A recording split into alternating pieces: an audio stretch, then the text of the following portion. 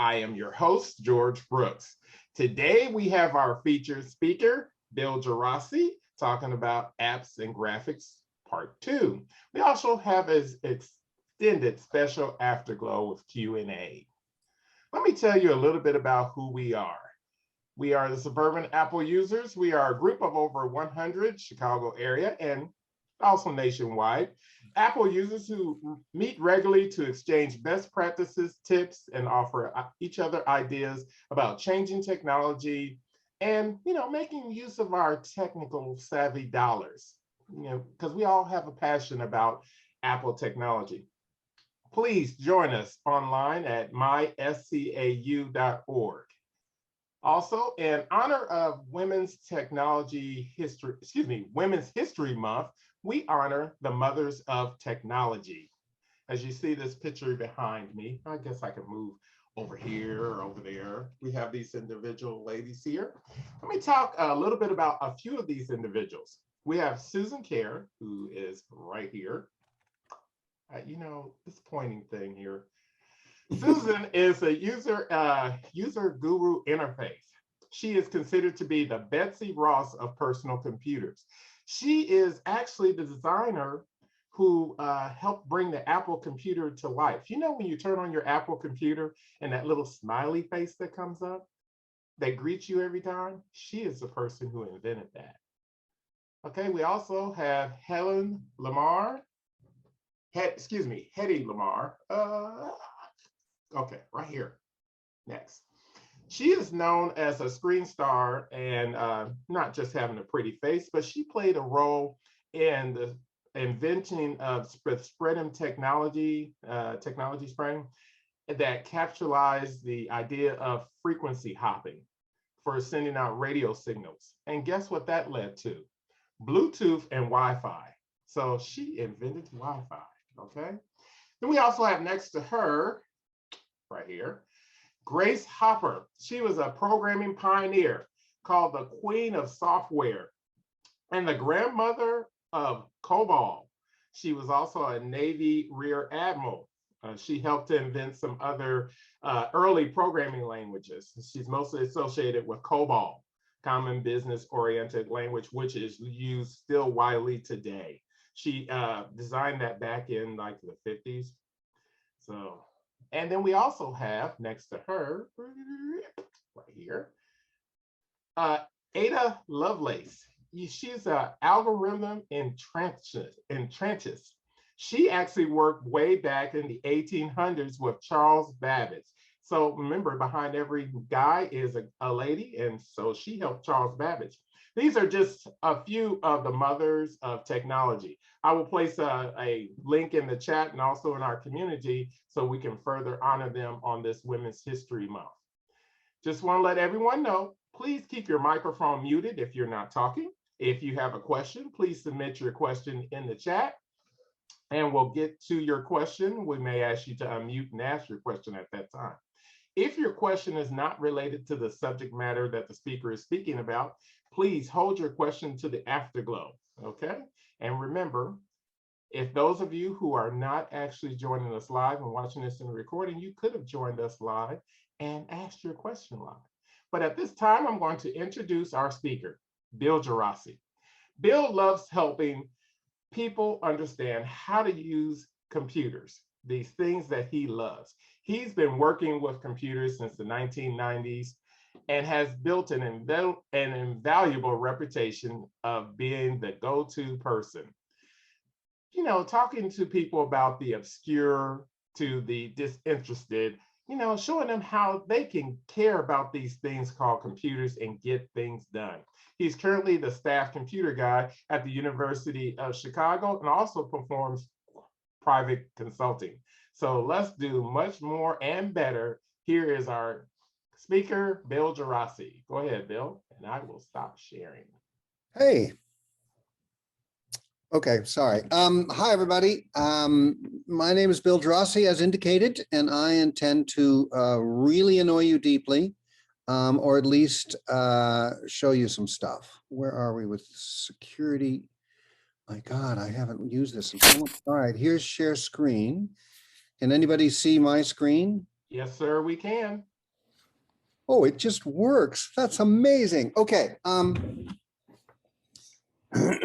So this is a series of talks I offer and hopefully will not meet entire rejection on apps. Now, all of us use it. Well, first off, apps here means application programs on your Mac. It doesn't mean apps as in iOS apps because they stole that term. So these are apps, and you've all used these at least once and maybe been frightened by them and maybe done some work on them. My contention is an astonishing amount of work gets done by people who have no idea what they're doing or why. And what I'm going to try and do is go through some of the basics of some apps that you have come upon, used, or want to know how to use in the future. So this is the second in the series, the second graphics app. And this app is the drawn objects graphics. So in the world of computers, there are two ways to do graphics. They're either bitmaps or painted, or they're drawn objects or vectors or outline. It has three names just to confuse the innocent. Drawn objects is the same as outline, which is the same as vectors. Here's how to contact me should you be so inclined. Thanks for having me. Somebody has to, I suppose. Apps allow users to create and edit documents. First one, okay, we're going to eventually work our way through word processing, spreadsheets, databases, web browsers, and utilities maybe, assuming that I am not rejected out of hand for going on and on and on. Okay.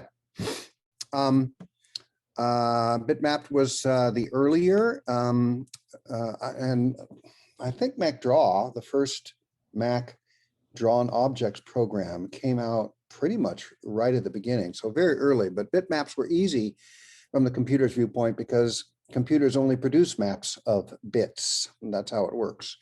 Drawn objects, the first one was MacDraw, analogous to drawing objects as in with T-squares and compasses.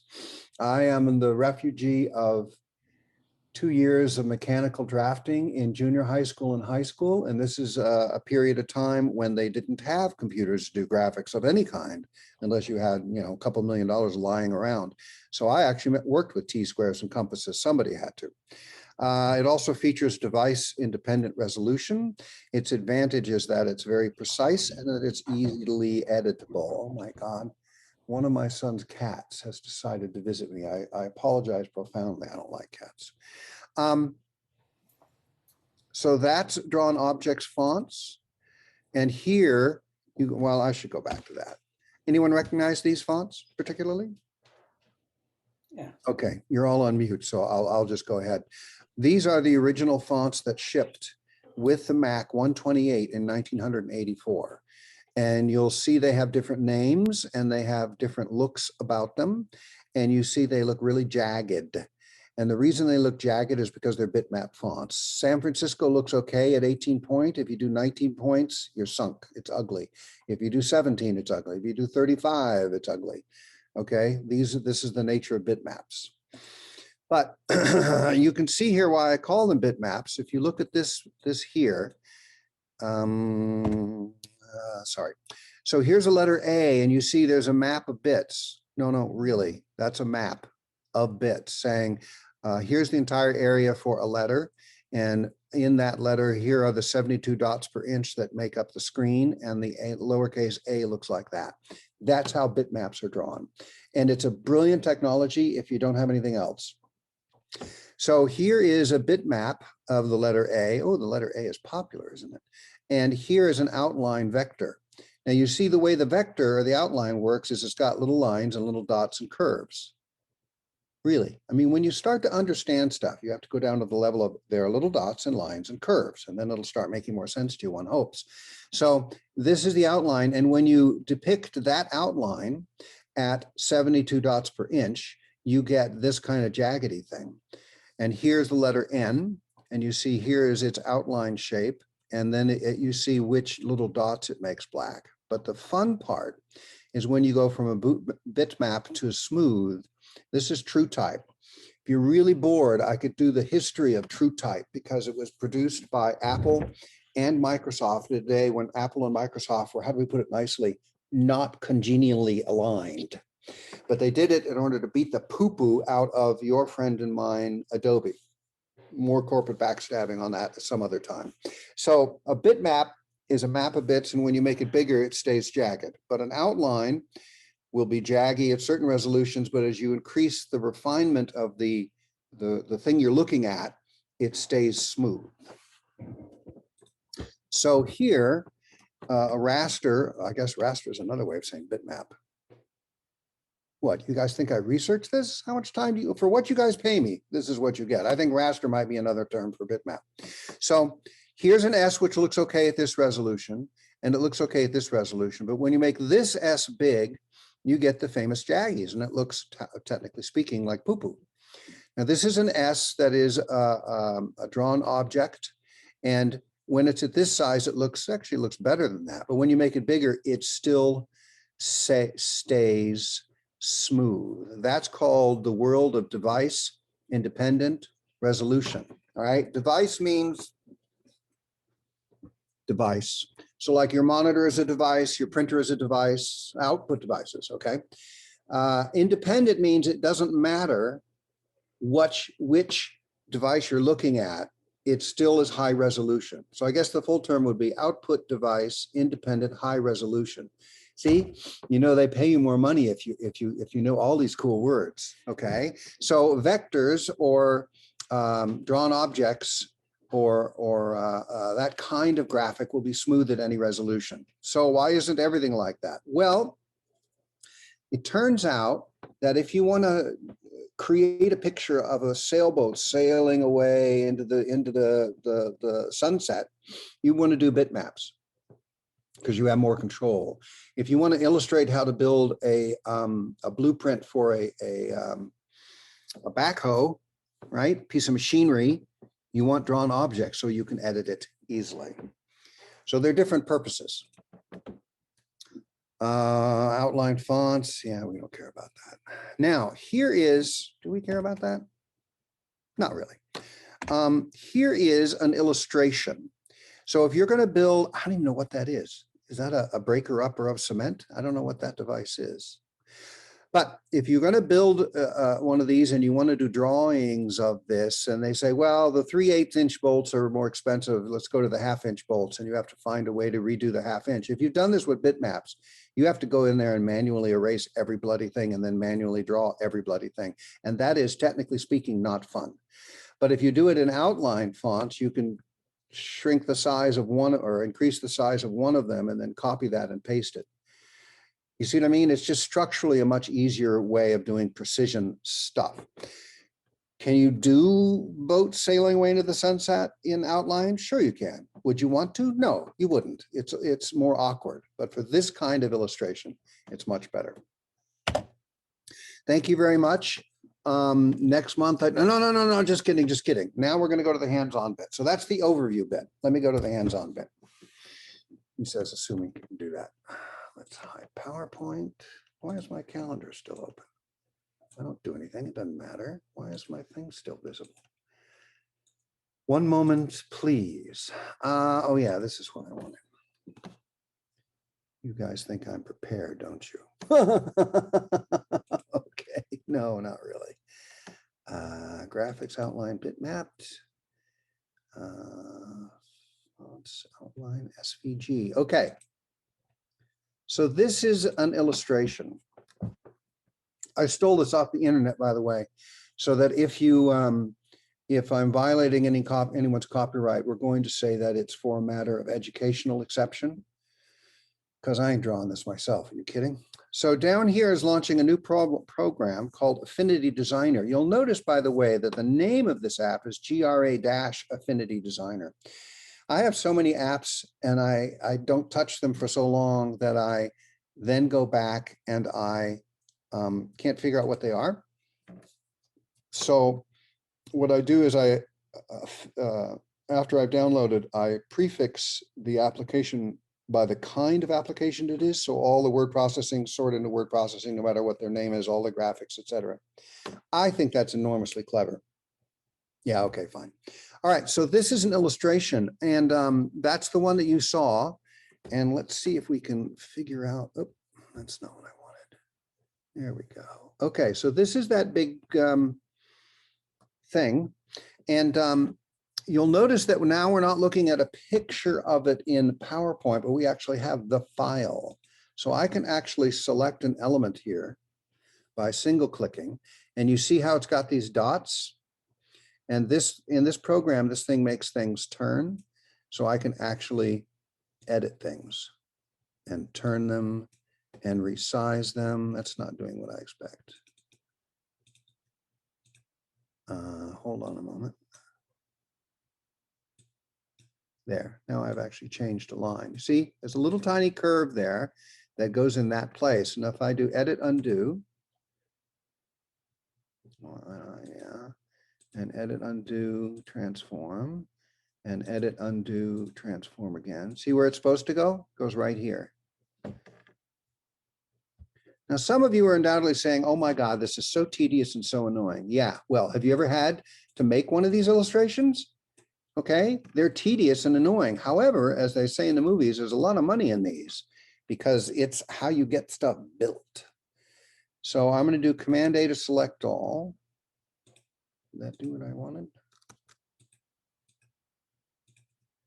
And I'm going to ungroup. If it looks like there's ungroup.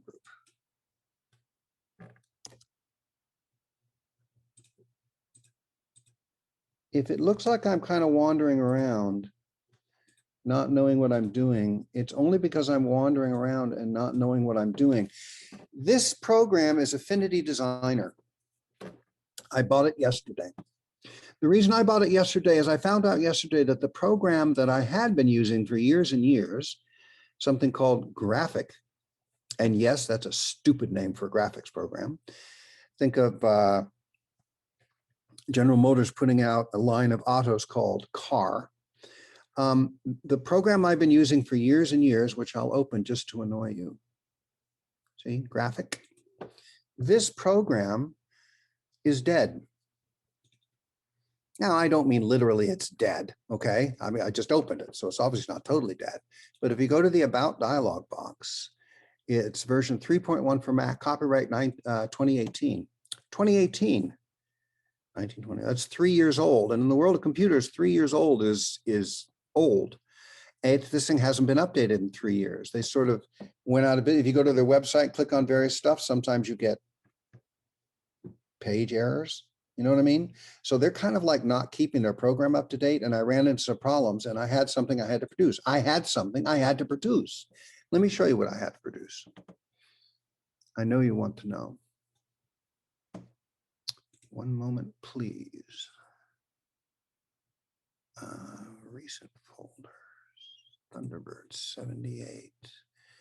So I had to produce this document for my users. At the University of Chicago, they've decided to kowtow to Microsoft's email requirements, and they're changing the authentication scheme for Microsoft email. And so I wrote a bunch of instructions, what you're looking at now, that said, okay, if you're using Thunderbird version 78 or later, here's how to set it up so you can do, quote, modern authentication, close quote. So this is a thing that I did in this program, right? So here's what I mean. Remember I said, talked about how editable graphic drawn objects are. So if I think this should be longer, right? If I think this should go down here, right? If I think this should be a bigger line, I can go to info and go to lines. And then right now it's 6 points. Let's make it 20 points. Now that's ridiculous. But my point is you can do that in a flash in the land of drawn objects. If this were a bitmapped graphic and I decided the arrow needed to be bigger, I'd have to go in and erase what was there and then repaint it. You see what I mean? This is the joy, the glory of drawn objects graphics is the editability. Is it pretty? No. Is it useful? Bloody yes. But you should know that you can get the best of both worlds because these things here, right? You're looking at screenshots, and I have brought screenshots into a drawn objects environment, which is extremely useful.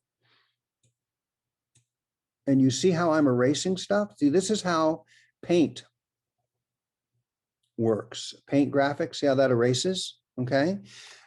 Because that's a paint thing. If I go down here into this drawn objects environment and I press and drag,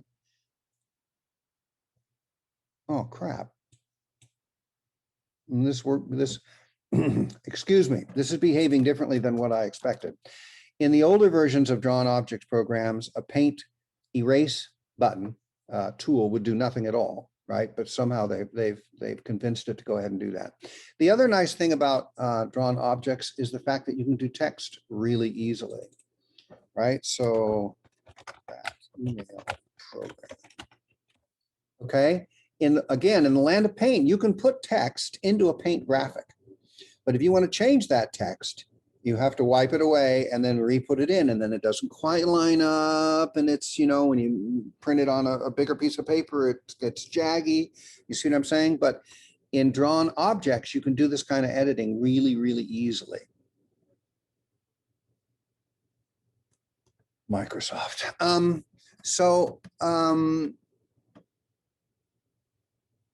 So you can select elements. Oh, yeah. The other really nice thing about drawn objects is you can put things over other things and under other things. You know, there's a Monty Python routine about a meeting of the organizations whose purpose it is to put things on top of other things. And they have an annual dinner where they're celebrating that some things they put on top of other things and other things they have yet to put on top of other things. Sorry, I think that's really funny. Okay, so this line with the arrowhead here, right? When I bring it down here, it goes underneath this graphic, right? So this is one object. And how do I know it's an object? I'm glad you asked.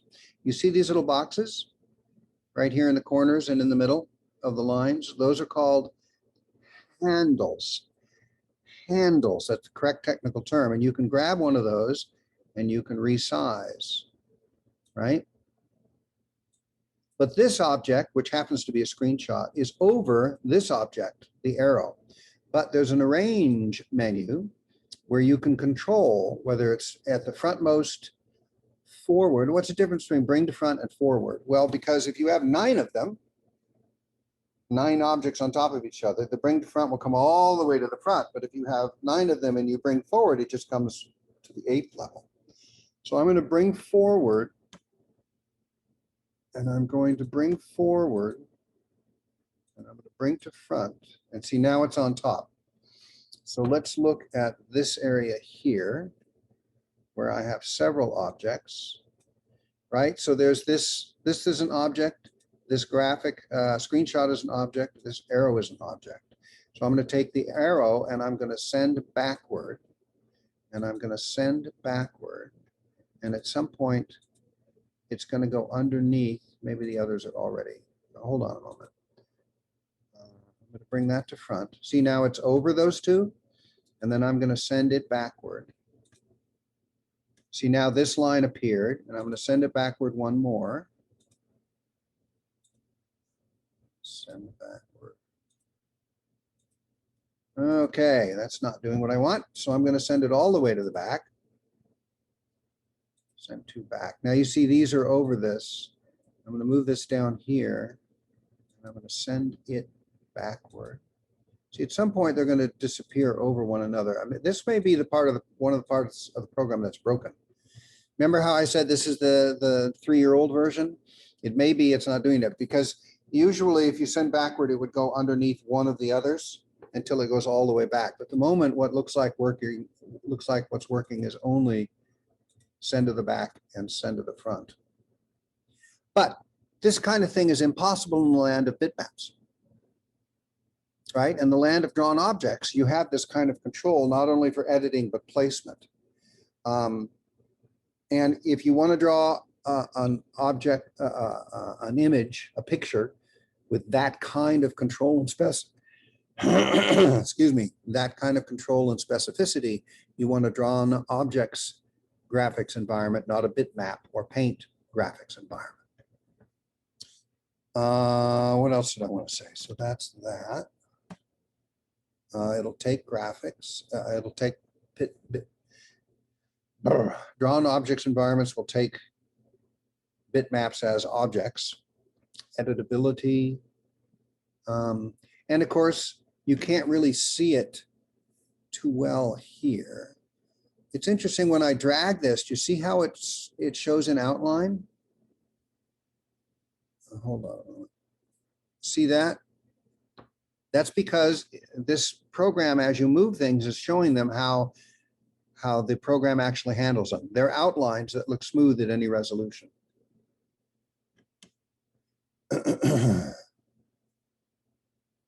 Let's talk about file formats.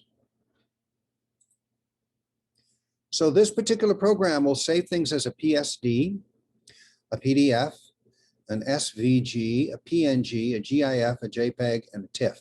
Let's talk briefly about those.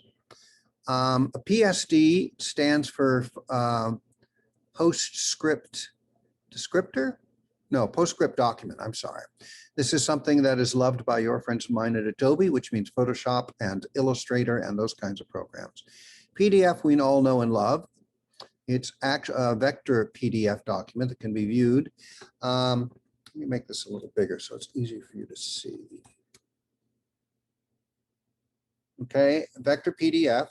So not as a paint image, but a lot of people get PDFs of scans. Scans by definition are bitmaps, and they can be contained in a PDF document.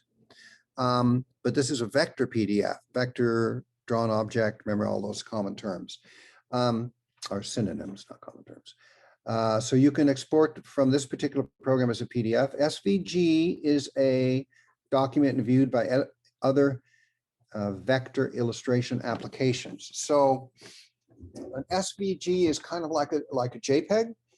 Every paint graphic program can open a JPEG. You know what I mean? It's a standard.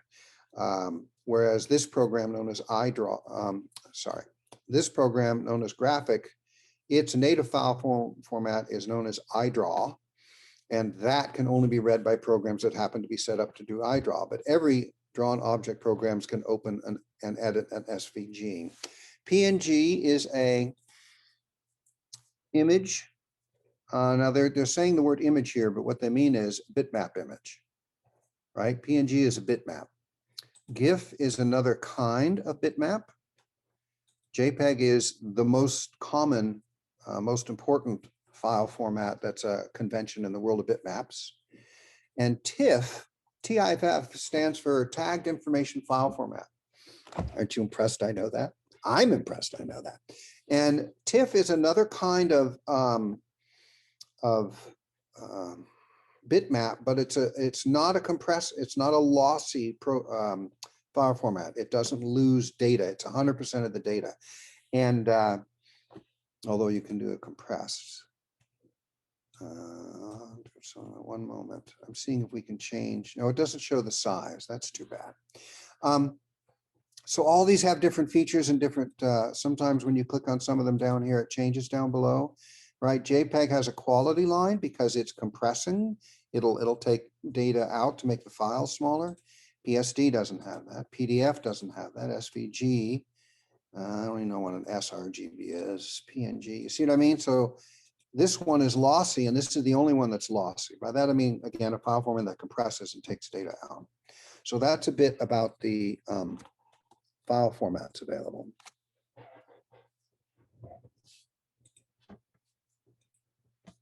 The other thing I want to talk about is layers. So over here, this is layers. And at the moment, I have a layer called all. Who wants to guess what's in the layer called all? All. But I can create a new layer, and I can name this one tester. And right now, see, this is actually what keyed me into the fact that, all right, so here's tester. And if I create an object, let's create a polygon, right? Isn't that cool? You're impressed, aren't you, that I can create a polygon? And if I hide the all layer, see how everything is hidden? It's all still there, but it's not depicted. And if I hide tester, then tester's stuff is gone. Now, the interesting thing about that is if I make it visible and I click on this, it doesn't become selected because I'm in the tester layer, and the tester layer only has these two objects. How do I know that? Because if I hit this little triangle, it'll show you the different things that are in there. If I go to the all layer and I do this, see, there's all these other things. There's screenshots, shapes, text, you see? Now, why would you want to do that? I'm glad you asked. If you're just going to write, if you're going to draw a picture of a doggy, right, and you're going to send that off to someone, you don't need layers, okay? But if you're going to do something complex and sophisticated, for instance, I could have set this up where all the layers for this, all the screenshots are on one layer, and all my illustrations are on a third layer, and all my text is on a fourth layer. Why would I want to do that? Because then I can edit one and the other, and I can make the others invisible. Now, again, for a one-page thing, who cares? But if you're doing a huge, massive design of a city with streets and underground stuff and lines overhead and buildings that are this tall with elevators, without elevators, if you're doing that kind of illustration, having a whole passel of layers, like let's just see all the water pipes and all the streets, right? You can make all the other layers invisible and make just the water pipes and the streets visible. You see what I'm saying? So layers can be very useful for a complex illustration. Also, you can do all sorts of things with layers. For example, I didn't point this out before, but if I do, I can do an export of layers. Just layers, right? So I could do if I have a city block with all maybe 40 different layers of 40 different kinds of information, and someone says, I just need the streets and the water pipes, you can select the layers, streets and water pipes, and that's all, and then send out just that much. It's very powerful and flexible. Another reason you might use layers is if you're doing a whole lot of detail and you want to be able to get way into something. Not only can you, of course, make it bigger and smaller, but you can also design a layer that shows only these 8 things you have to work on to get exactly right. So layers is very useful. And layers is a feature of drawn object programs. However, you can also do layers in modern bitmap programs. Now, I want to specify this, modern bitmap programs. If you're working these programs, there's something called flatten. So let's say you do a bitmap that's got 6 layers. You know, there's the sun, there's the water, there's the sailboat, there's the birds, right? All those are individual layers. And you want to just edit the birds. This gets around some of the problem of bitmaps, right? Remember I said if you have a bitmap of the boat sailing away and you need a bigger sail, if you've made a layer for just the sail, you can edit just that and don't have to worry about all the other stuff going on underneath it. Whereas if you think about a canvas with paint on it, if you want to erase something, you have to take a razor blade and take it all off, and then you have to rebuild it all. But layers is a way around some of that difficulty. So modern bitmap programs will also have layers. And I'm going to harp on the word modern because originally, the original bitmap, which if you were at the last session I taught is Mac Paint 1984, there were no layers. There was the canvas of the bitmaps, and whatever you did was there. And as programs became more sophisticated, and even bitmap programs, they did different layers in bitmaps. Okay. Let's do a little bit about the toolbar. So this is the toolbar in this particular program. It would be different in other programs. The thing I want to point out is you've got tools that create stuff, and you've got tools that allow for selection. There are 1,000 other things on this toolbar, but this is the introduction. This is what I feel you have to know. So if I choose the pencil tool and I go over here and I draw, what do I get? I get a line, okay?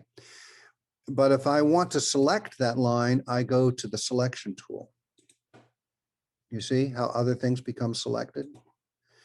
But if I have the pencil tool and I want to select the circle, you see what I mean? The pencil tool creates pencil lines. It does not allow me to select. I have to have the selection tool in order to do that.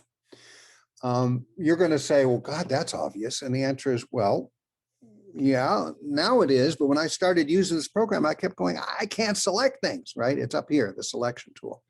And if you, does this thing have tool tips? No, I guess it doesn't.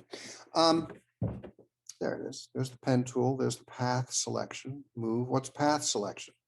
Don't get me started, which is another way of saying I don't really know how to do that. All right, I'm done. I am at the point of completion, as they say in the movies. I am going to ask George to tell me where I am in time. You have about a good, let's see, 24 minutes. Okay. Let's go to questions on anything I've covered so far. I'm not looking at the chat. Are there questions in the chat, George? Let's see. Somebody did ask about the program you were using, and we actually addressed that one already. Cool. So with the Affinity, and let's see here, Affinity Designer. So we addressed that and placed and also placed the link to the company there in the chat also. This is the old lousy one that's developing problems. It's 3 years old. It's called Graphic for Mac. And I really liked it because I understood what's going on, but things are not quite working right in it because it hasn't been kept up to date.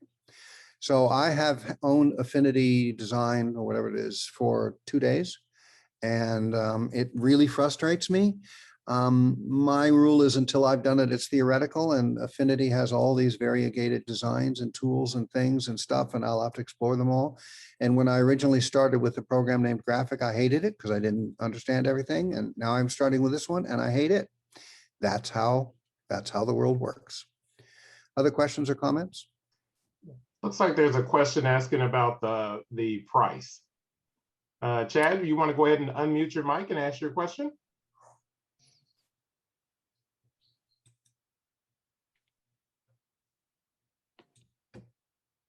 Oh, you don't have a mic. Okay, I'll ask Chad's question for him. Chad asked about the price of the actual program. Looks like taking a look here at Affinity's website, there is actually a free trial for, but it looks like it's $24.99 for the Affinity Designer. I would like to let folks know that in the future we are going to actually have SetApp on. So there may be some very comparable programs because I actually have SetApp, and I know there's some graphic design programs in SetApp. So, and there may be a deal coming up about that, you know. So SetApp is another drawn objects environment. Is that correct? Pardon me? SetApp is another. SetApp is actually a subscription service of over about 100 programs you can get for $9.99 a month, or you can actually buy. I get it on a yearly subscription, so it's about $90 for a year. Okay, so it actually should be named AppSet. Okay, we're Sorry, leave that alone, Bill. The devil made me say that. Other questions or comments? And they're currently, thank you, Elda. There's currently a sale going on with some of the Affinity apps. So you can actually, the link is there actually in the chat if you want to take a look at that. But hey, there is a free trial. So if there are no other questions, I can talk to you about how I ended up with Affinity Designer. I've got a comment. Okay. I put it in the chat, but the program that I've been using for most of my drawing is called Canvas. It's one of the very early and very thorough programs designed originally just for the Mac, and it can handle both paint and outline. It's more for outline because they do a lot of technical work with it, but it can do both of them in different layers, I presume, but it can do both of them. I used Canvas a long time ago, and I remember stopping using Canvas. There may have been a period in its development when it didn't work with the latest Exactly. version. They sold it to someone else and they stopped developing the Mac, but they're now on version 5 of the new one, which they call Canvas Draw, which is for the Mac. So they a few years ago, they've been revising it. You can buy it. It's not cheap. It's either on subscription for about $50 or $60 a year, or you can buy it outright, the current version for, I don't know, it's close to $250 or something like that. But it does an awful lot of stuff. Yeah. I will tell you that my favorite drawing environment is AppleWorks Draw. because Does it it was still work? stupid and it's simple and it did everything I ever wanted and it was very straightforward. And then Apple stopped supported Apple stopped supporting the program named AppleWorks. And then they divided that up into pages and numbers and all those other programs, but they didn't develop a graphics side.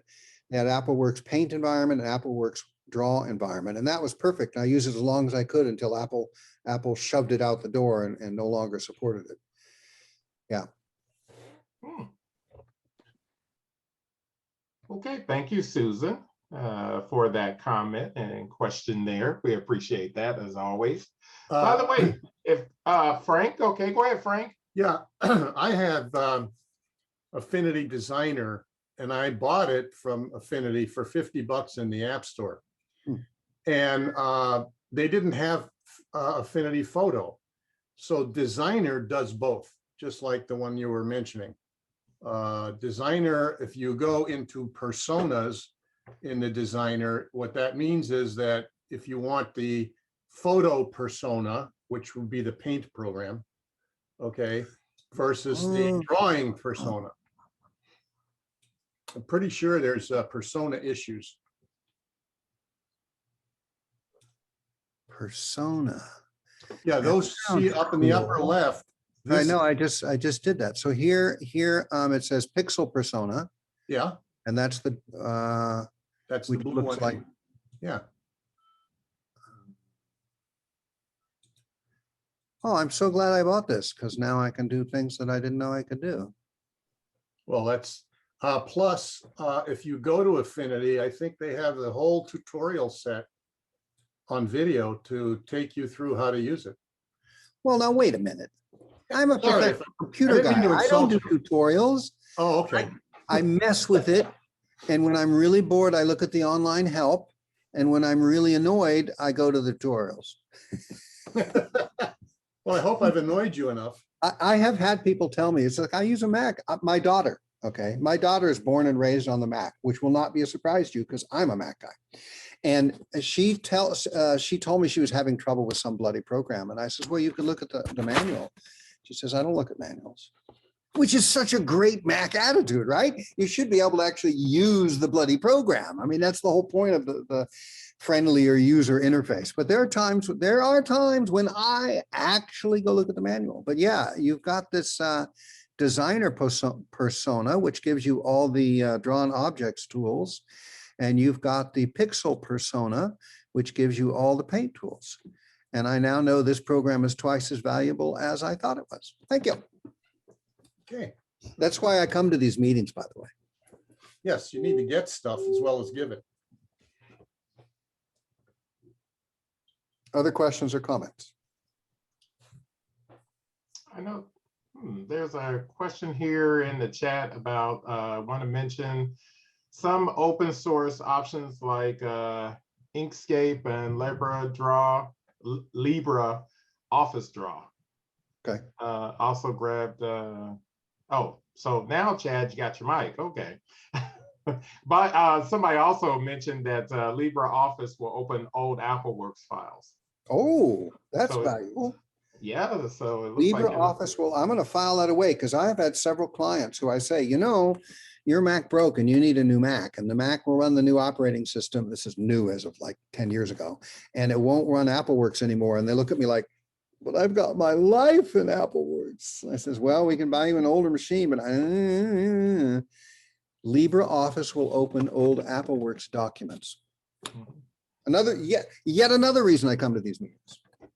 Well, remember too, Bill, if somebody wants to run an old operating system, you could always put VMware or Parallels on it and run the old operating system in a virtual environment. But it won't do it for Mac OS 9, so I can't play Strategic Conquest Plus. Oh, okay. Still pissed. Okay. Yeah. Well, I don't know how far back you can go, but not on the M1. I will say that. Well, Parallels, from my understanding, I think works on the M1 now. So, but VMware I know doesn't. Okay. So thank you guys for those comments there in the chat. And thank you, Bill, for your all of the information about the graphics part 2. By the way, we're going to actually transform into a different segment at this time. if anybody has any question they want to ask Bill, because you know Bill is one of our really good Mac gurus. So What he said. Okay, I am going to stop sharing so I can see the Okay. chat and all of your lovely faces. you guys are quiet today. It's a beautiful day. That makes you Yes, quiet. it is spring.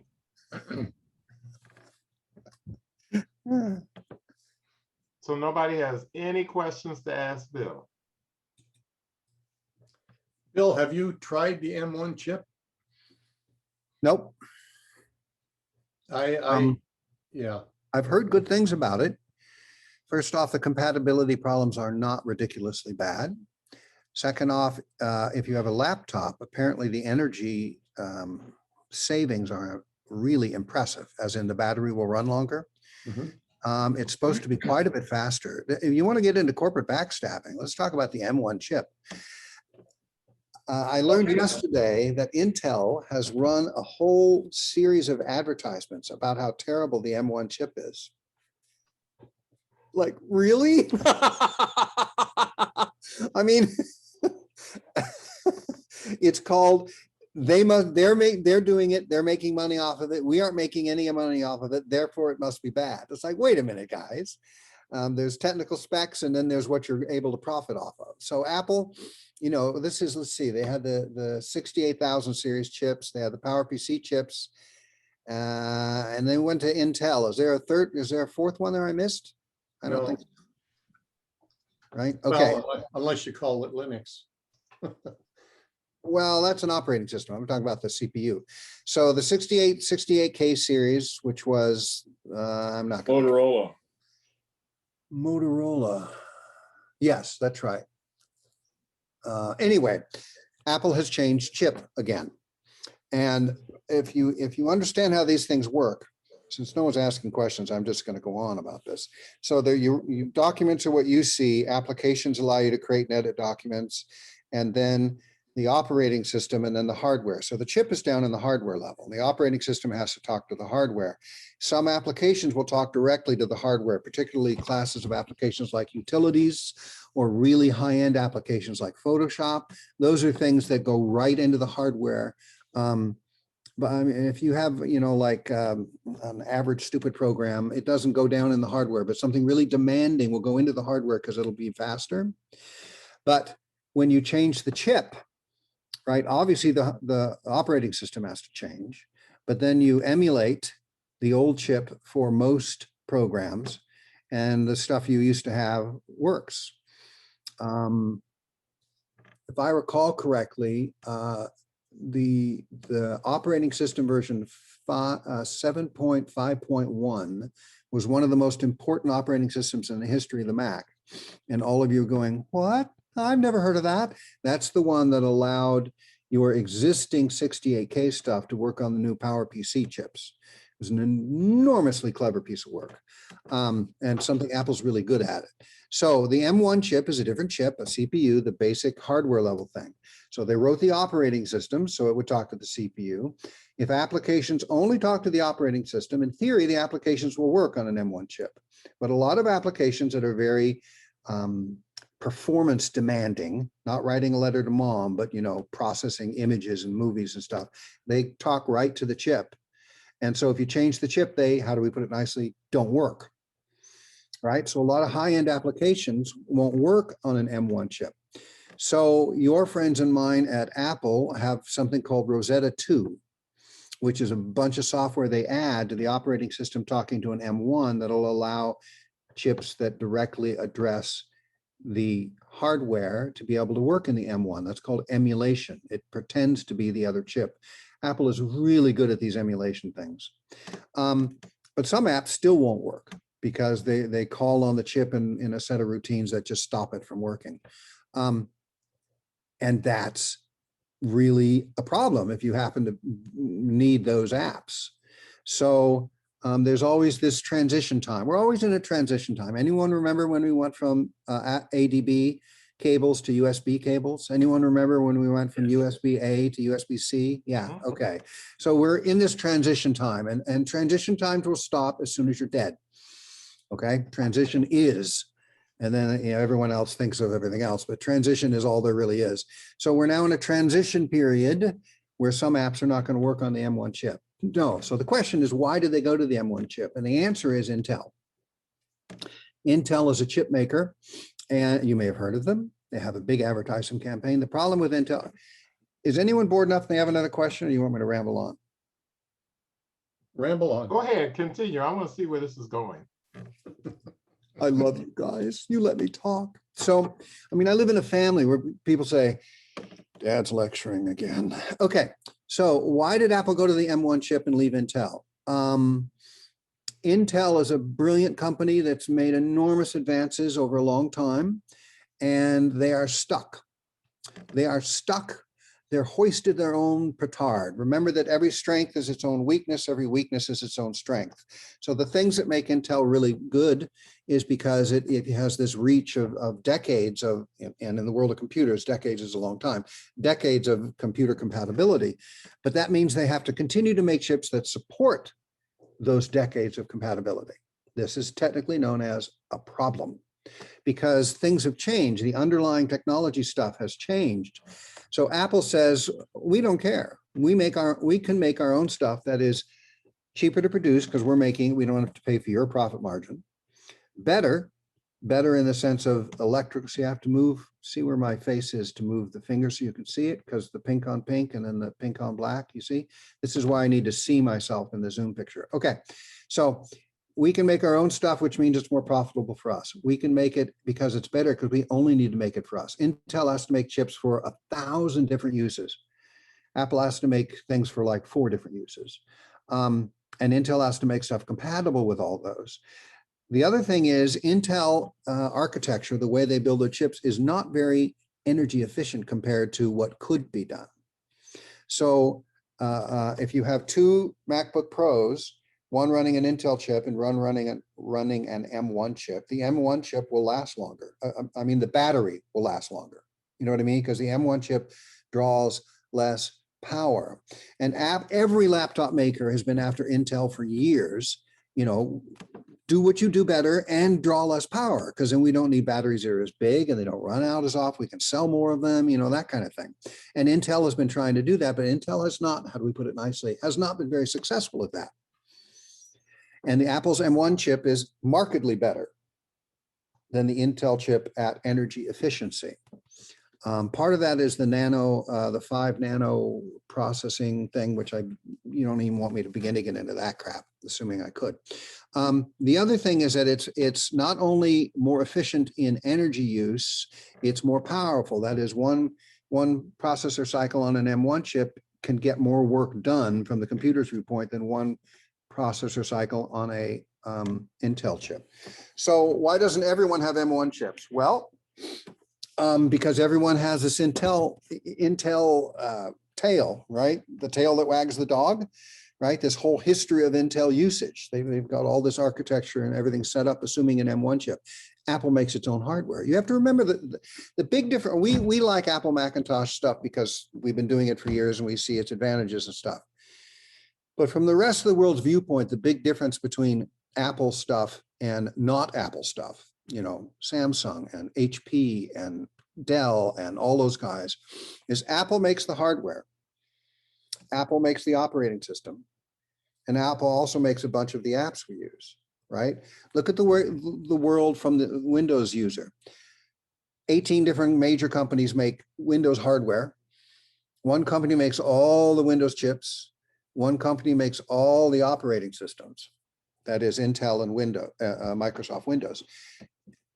But when you design Windows and when you design Intel, the Windows operating system, and when you design Intel chips, you have to be able to work on all 18 of those major producers and 152 secondary producers and 8,000 tertiary level producers, right? So you have to build in a bunch of things that will work across that whole environment. Apple doesn't have that problem. Apple makes handhelds, iPhones, iPods, and iPads. Apple makes Macintoshes. Well, they make headphones, but I'm not even going to count that. You know what I mean? They make two things. And Intel has to produce stuff for those thousands of manufacturers. Apple makes two different things. And so Apple can cut and make more efficient and work on its stuff. And so they can get much more speed, and they also make fewer of them. If Apple had to produce 100 million Macintoshes a day, all right, there would be certain efficiencies, but certain limitations caused by that. Because they have a small line. Anyway, I think you guys get the idea. So Apple has gone with this M1 chip because they don't want to be saddled to Intel, which has to make all this other stuff. And they changed their design because of it. So Intel is scared poo-poo-less because of this for two reasons. On the one hand, they make a lot of money off of Apple products, right? When you buy a MacBook Pro that has Intel inside, Intel gets some money out of that. Okay, they like that. That's called business. But when Apple makes an M1 chip, when Apple makes a MacBook Pro with an M1 chip, they don't have to worry about that. Intel does not get that cut of money. Apple does. But that's not the worst part from Intel's viewpoint. Okay. Intel definitely makes money off of Apple Macintosh line, but it's not a big factor in the world of Intel. Here's what scares the poo-poo out of your friends and mine at Intel. If Apple, which is a major computer manufacturer, can say, Intel, whatever, go away, we're doing our own thing, why can't everybody else? This is not a thought that your friends and mine at Intel want to encourage, right? So why can't Dell come up with a Dell chip that they can design and produce and be more efficient and effective than Intel's design? Why can't they? And the answer is there's no reason there can't.